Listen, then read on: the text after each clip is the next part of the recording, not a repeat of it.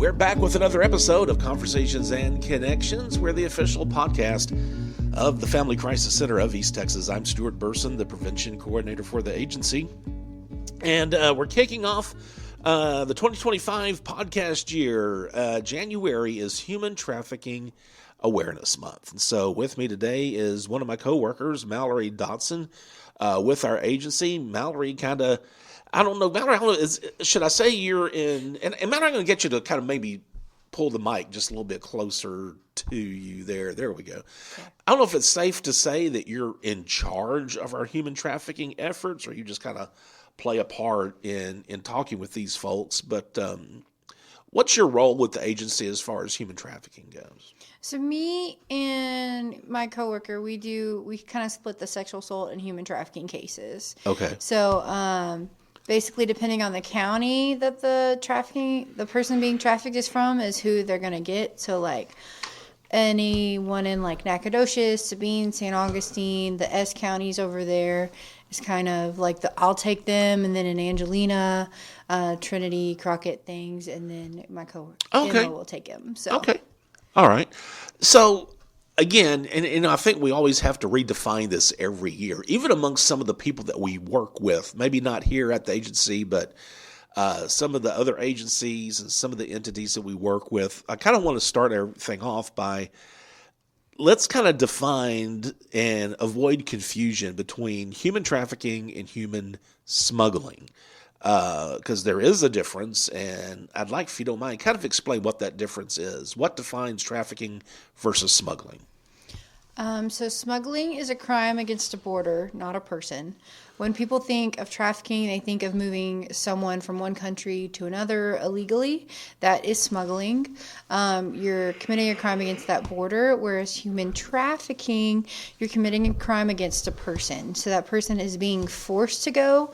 In order for it to be considered trafficking, there has to be force, fraud, or coercion.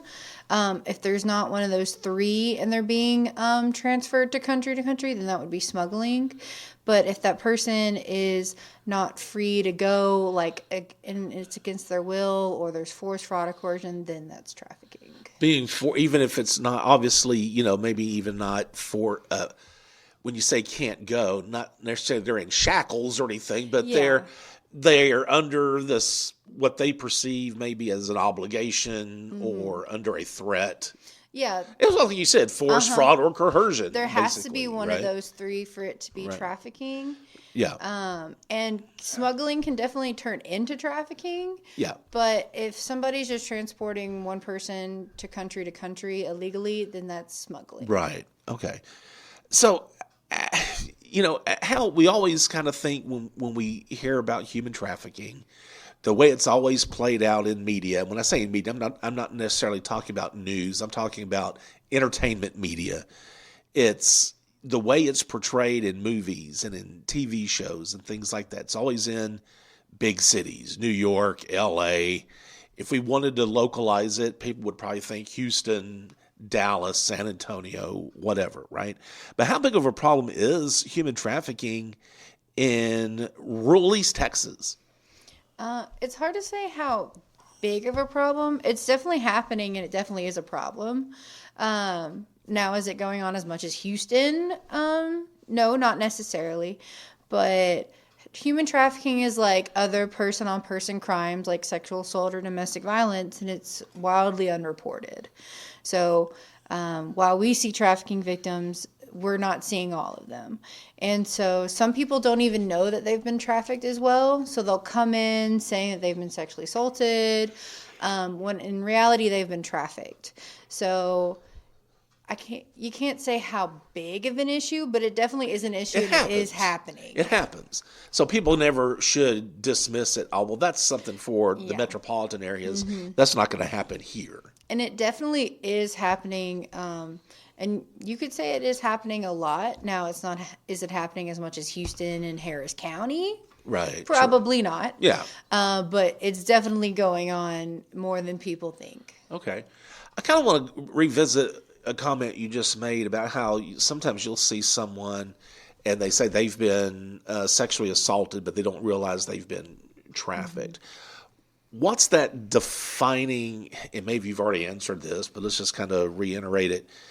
Um, how do you determine if they've been trafficked? I guess maybe I should ask. They've definitely been sexually assaulted. I think even the lay listener probably knows what sexual assault is.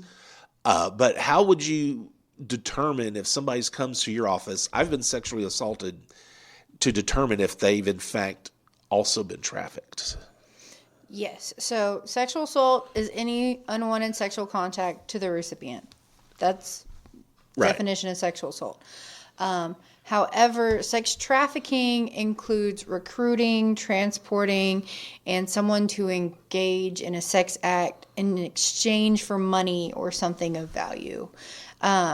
So an example would be like a pimp having someone under like duress have sex with a customer, and then that customer pays the pimp, and that person who is forced to have sex receives nothing. That would be trafficking. Now, is that person being trafficked sexually assaulted? Absolutely. But in a sexual assault, there doesn't have to be an exchange of money or value or anything like that. Whereas trafficking, there's usually an exchange, whether it be money, drugs, something like that. Yeah. Okay. Um, how does someone even find themselves, and let's say rural East Texas. Let's not even think about a metropolitan area. Let's think about Lufkin, Nacogdoches, Tyler, whoever, right? How does someone find themselves in that situation? What are some of the tactics that traffickers use to lure people into this world? And trafficking can happen to everyone, but there are populations that are more vulnerable. So traffickers are looking for people. They're looking for people who are vulnerable, whether it be someone who cannot provide basic needs for themselves, or if they're like a minor, somebody is not providing them basic needs, or maybe they have an addiction of something. And so that trafficker sees that vulnerability and they're like, I can provide that. All you have to do is come work for me. Yeah. I think New York Times did like this investigative thing, and they interviewed like a convicted pimp and trafficker, and he said that his job was just to provide the basic needs for the people being trafficked, and kept all the money. So he's like, all I had to do is make sure they were fed, bathed, clothed, and then I kept all the money. Right. So to lure them, like they're just saying, hey, I'll give you all the drugs you want, or I'll give you all the alcohol you want, or yeah, I'll provide you a safe place to sleep. They say it's safe. It's not really, but I guess I think about, you take a young kid, of course I always think about a runaway, I'm going to run away. Well, yeah, life stinks at home, but I'll take care of you, kind of like what you said. And then also think about these promises of, hey, you're real pretty. Have you thought about being a model? Hey, well, I can hook you up into this modeling world. And this is a podcast, but I'm using air quotes when I say modeling. And it winds up being a trafficking situation, I guess. I guess I just wonder, because I think any person would first hear this, well, I would never do anything like that. I can imagine my life being that low to where I would allow myself to become a victim of something like this. And well, then the next thing they are, where they had intentions of,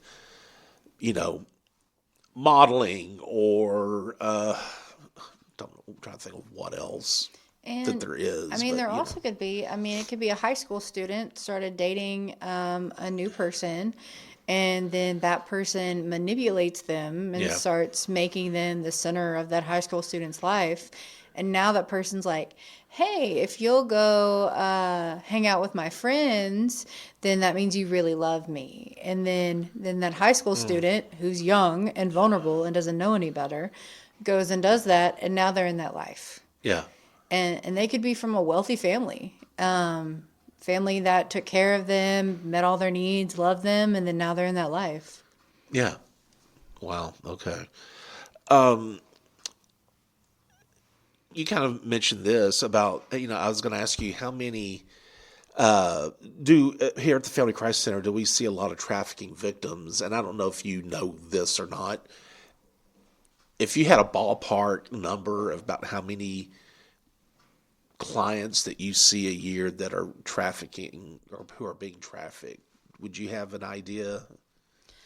And I don't mean to put you on the spot. Yeah. If you can't, that's fine. I don't even know what number I would say. Oh, sorry. Yeah. I guess I kind of threw you a curve on that one. I did, but You're good. We do see a lot of trafficking clients, but because we also, even if they weren't trafficked from this area, they're still coming here for shelter. So we see trafficking clients from out of state or other parts of the state. So whereas it might have not happened here, but they heard about our shelter, and so now they're coming here for a safe place to stay. Okay. So they are a trafficking client. They just weren't trafficked here. Yep. So we definitely see more we do see a lot of trafficking victims coming here for shelter. Okay. So we are seeing a lot of them. How do we, obviously we are going to work with clients, help them get out of that situation, get their lives back in order.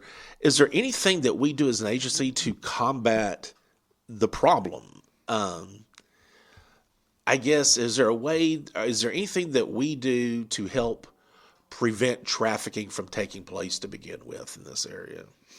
Or is it more just serving these victims?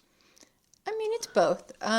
So things like talking about this, getting word out to the public, and then going out and just talking to whether it be high schools or colleges about what trafficking actually is, how you can, if you realize you're in a situation, how you can spot it before you're actually in the life. And then working with other agencies, as events, like human trafficking agencies in the area, because you never know who's listening. You don't know if maybe there's someone in that audience who is going through that at the current moment, and now they're like, oh, wait, that's happening to me. I didn't know that was trafficking. Or maybe they have a friend going through it, and they're like, oh, wait, no, my friend's going through that. Yeah.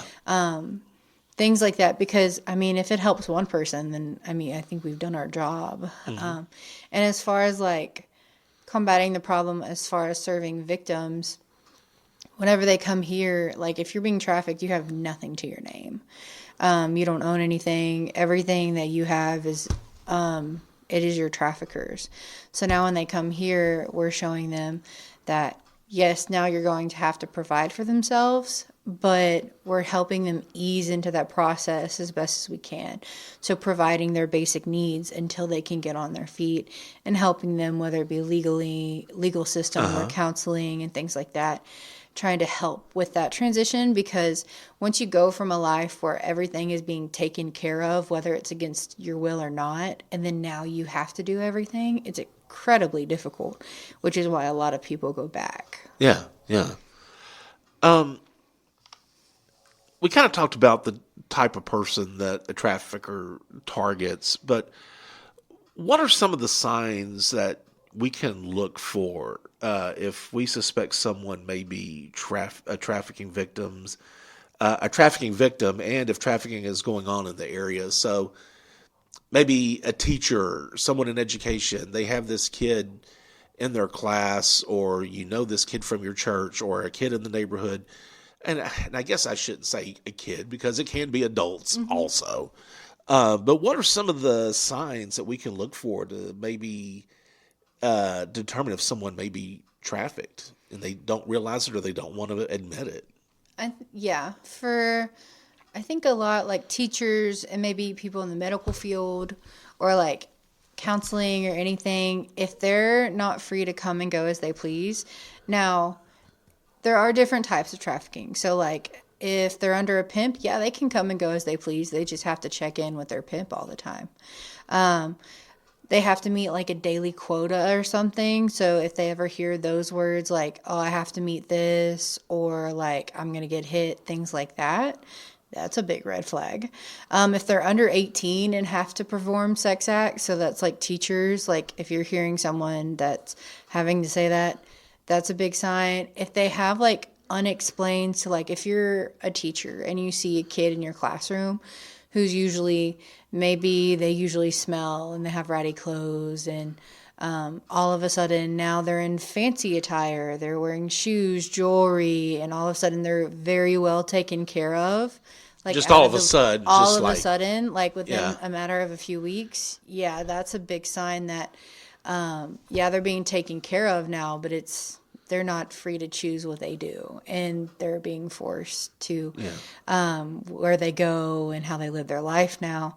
And another thing is, if they go get medical care, there's usually someone with them. Not usually, but like they're very scared to say exactly what's going on, or they have like those weird excuses, or somebody's answering for them. Okay, I was going to wonder if someone's like speaking for them instead of letting them speak themselves. Especially like if it's like a minor, and there's like an adult with them, and they're like, "Oh, I'm her dad or cousin or uncle or something," and that the kid cannot speak for themselves, and that parent air quotes, makes all the decisions and everything. Right. Okay. And it's very hard to separate them. Yeah. That can be a red flag. Okay. So it is definitely a problem. It's not just a problem in the big cities. It's here in East Texas as well. All right. Mallory, is there anything else that we need to talk about before we wrap it up? Is there something that we may have been overlooking? I don't think so. There's, it's definitely going on here. Yeah. And especially like involving in the drug world, trafficking's going on with it. Sure. So it's important to keep eyes open. Yeah. All right. Mallory Dotson with the Family Crisis Center, thank you so much. This has been a podcast in the making. We've reschedules after reschedules because of personal things or professional things. But we finally got together on this afternoon, or this morning, I should say, to do this. Thanks, Mallory. Yeah, thank you. All right. So I do want to give you our toll-free number. And now this is if you need our services, whether if you're a victim of domestic violence, sexual assault, trafficking, that's 1-800-828-7233. That is answered 24 hours a day, 7 days a week. Also, Conversations and Connections. Subscribe to us via Spotify, Apple Podcasts, and any podcast service of your choice that you're getting this through. And if you would like to donate, go to our website, FamilyCrisisCenterofEastTexas.com. There at the bottom left, you'll see a donate button. Click on that button if you would like to make a monetary donation to help survivors of relationship violence. Remember, be the voice, if not for you, for someone else.